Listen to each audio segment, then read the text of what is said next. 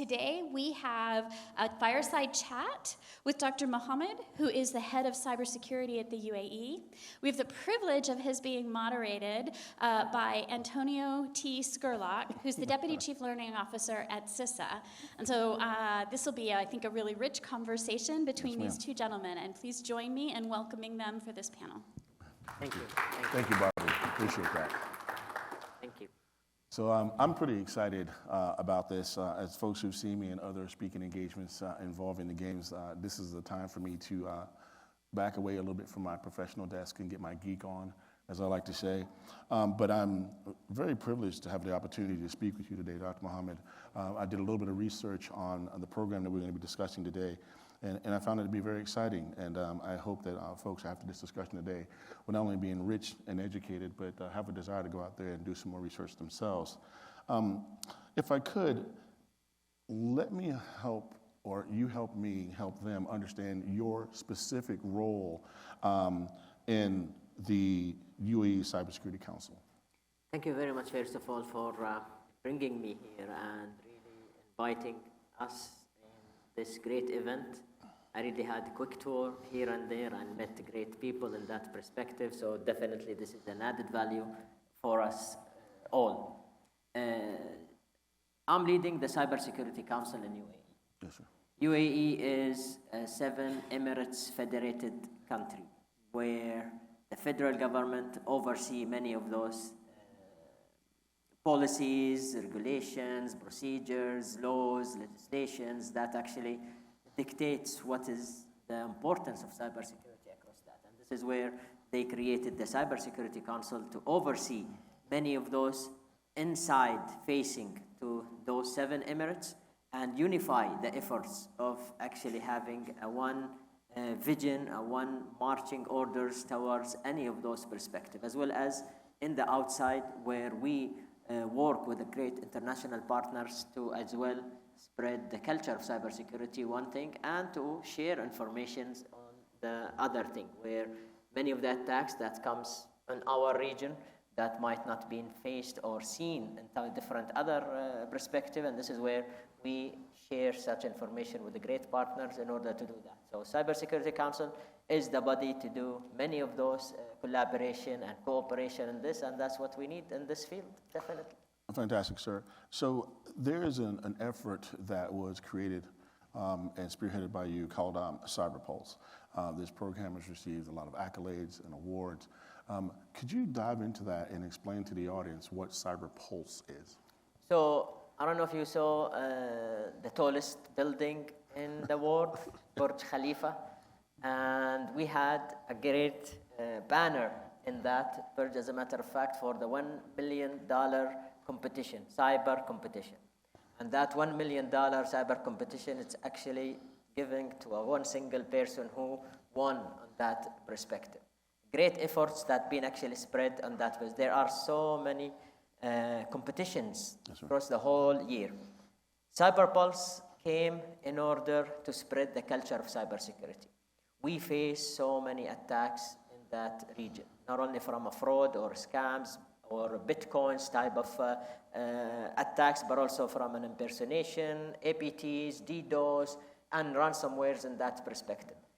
Now, the first line of defense of all of this is actually the person, the people who actually get this attack. And this is where we needed to raise the culture of cybersecurity. We needed to ensure that everybody has this hygiene to help them, as a matter of fact, at least not, for example, for those community or the kids, for example, not to click, not to open, not to share, not to do that. For those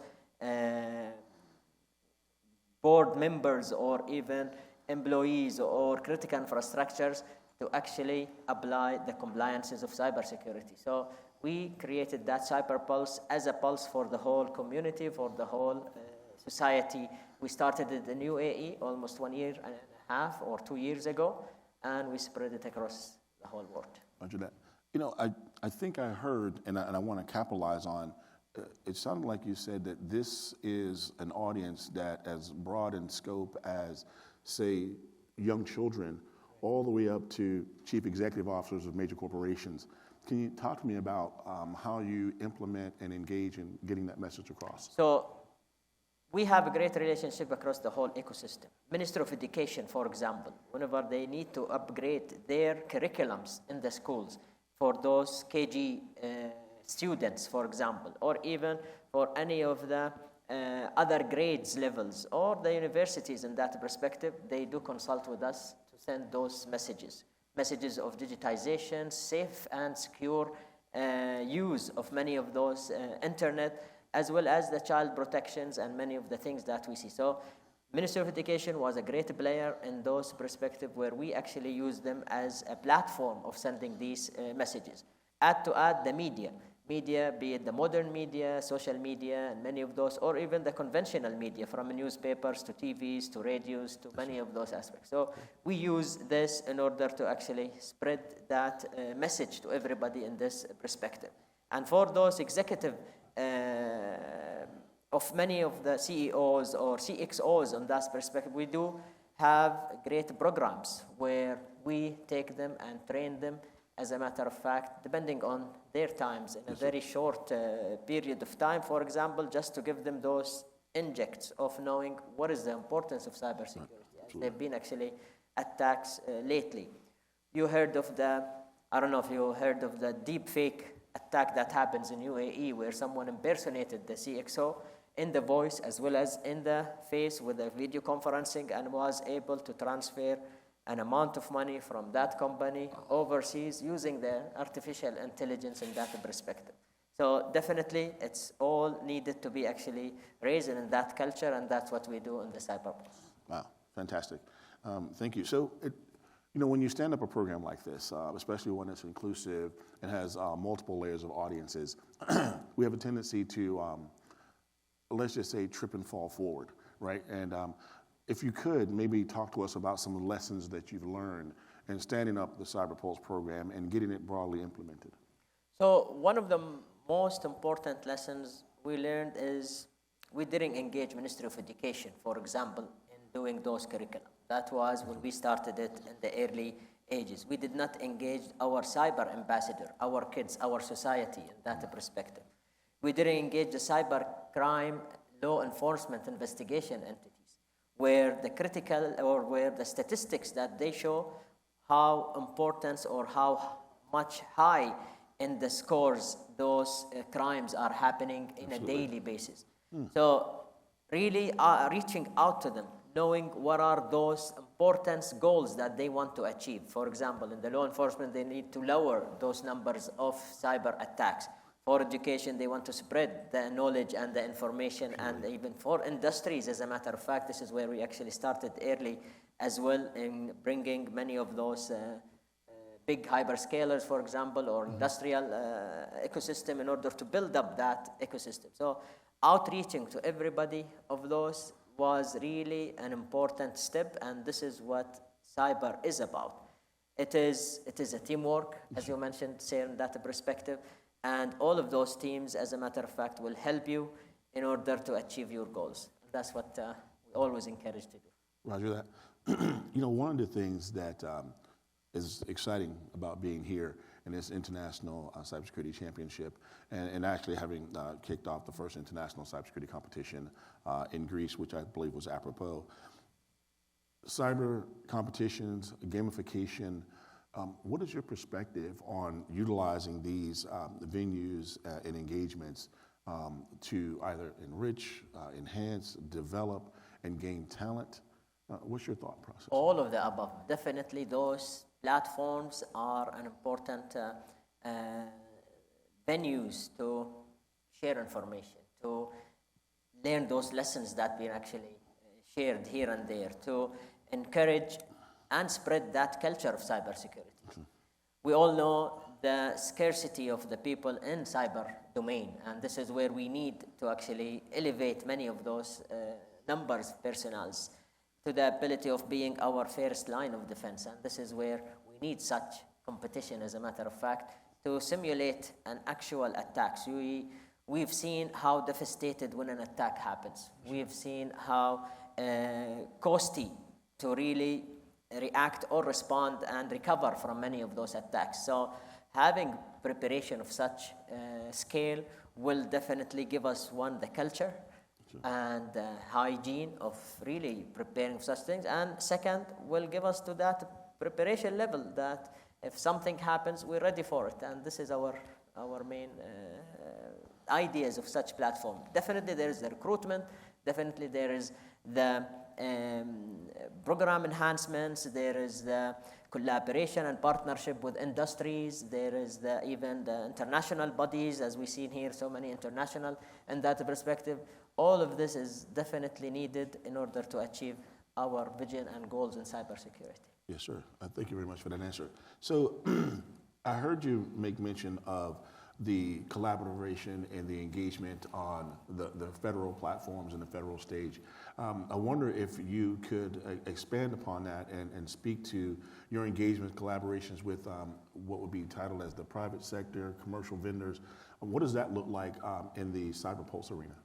So in UAE, we have a great relationship with, again, our hyperscalers or partners or even vendors in that perspective. They're the one who, let's say, control or own many of these infrastructures as well as technology and this. So having them a part of this equation is very, very important from the beginning. Without mentioning a name or one entity over the other, but all of the private sectors, they always comes with the great innovative ideas, with the great aspirational and inspirational ways of actually solving many of those issues or cyber issues in that perspective. And we see them an added value to us all, not only from the training that they provide, but also from the creativity of the technologies that they come up with.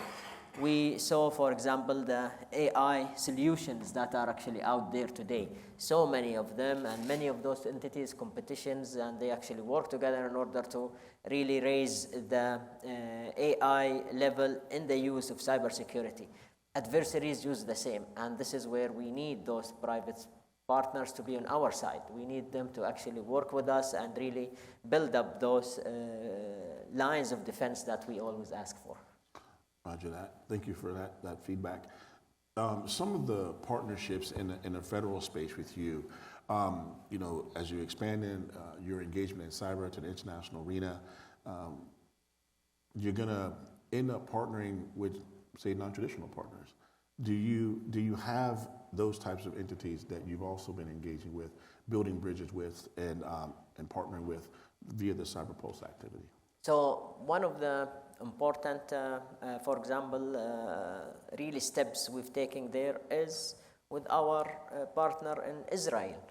Israel was not in the picture for many of the things that we do, but after signing the Abraham Accord and really sharing and working together with such partner, we not only spread that culture of cybersecurity with them, but gaining from them the ecosystem that they have, the startup nation ideas that they have, and many of the small or medium businesses where they actually outreach to UAE and start doing business there. It is a win-win situation. We've seen it, and it is really defending their nation, defending our nation, and the region as a whole. And that's what we actually really worked in order to achieve across many of those partnerships. So definitely, government working with the G2G or government to government and building that multilateral aspects is an important part for us all. We've been part of the counter ransomware initiative here in the White House, as a matter of fact, with more than 37 nations. And this has added great value to us in building that relationship, sharing information whenever we see this such attack or this such cyber or ransomware and really building this deterrence mood in that perspective. And that's really an added value to us all. Roger that. So I truly appreciate your time with us, and I'm glad that we were able to have this discussion and provide this Q&A. So I want to allow you the last word, and also for you to be a little bit prophetic. Where do you see this going? What is your vision of the future for CyberPulse? If you could look out and articulate what that vision looks like. If I may ask first, how long you've been doing this competition? 2 years, I believe. This is the second season, and we're going into the third season. Beautiful. And I see a lot of,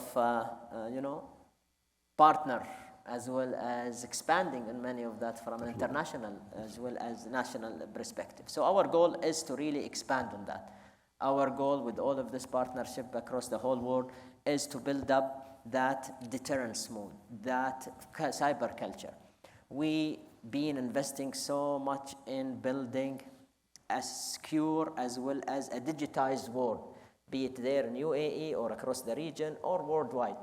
It really doesn't make a sense of a single attack that takes all of this investment out, or invade our privacy, or invade many of the data that we have, or even affect or impact many of the intellectual properties of private sectors or people, or many of this. So our goal on this, definitely to spread that word, to really build that collisions across the whole world, to be working together against one simple cyber peaceful treaty. We call it, actually, as you maybe heard of that, the Cyber Geneva Convention in that perspective. And this is where we need to live in a peaceful, digitized world without really thinking of someone will attack us, someone will invade us, someone will really cause a collapse here and there.